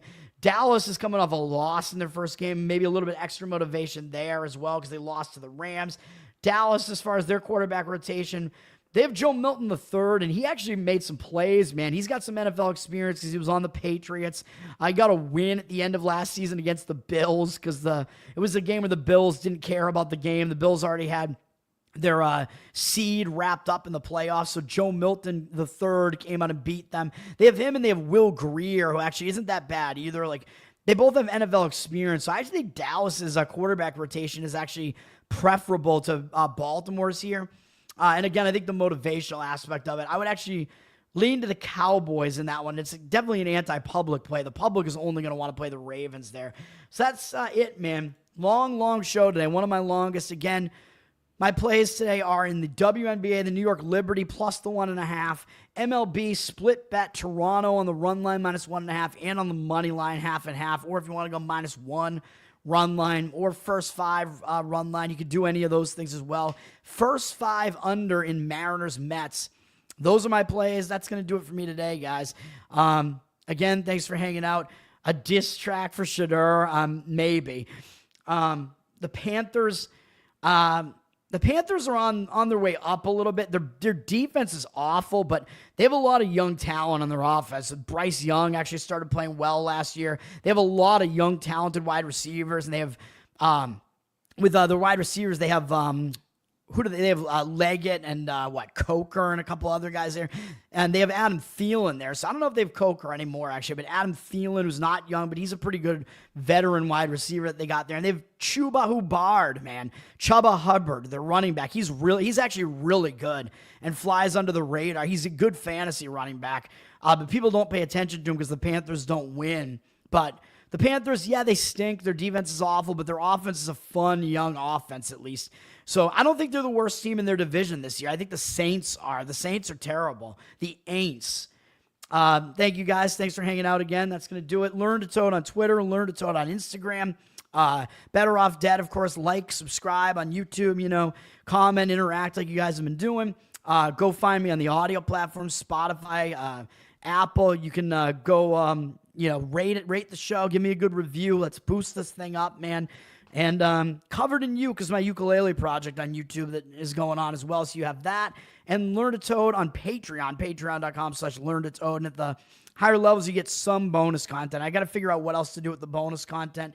But you get a Spotify uke feed right now, and uke requests at the highest level, which I'm not guaranteeing I can do every single one, but I'll try to get those done at the prioritized level, which I don't have anybody at that level yet. So we will see. That's going to do it for now. Everybody, thanks for hanging out.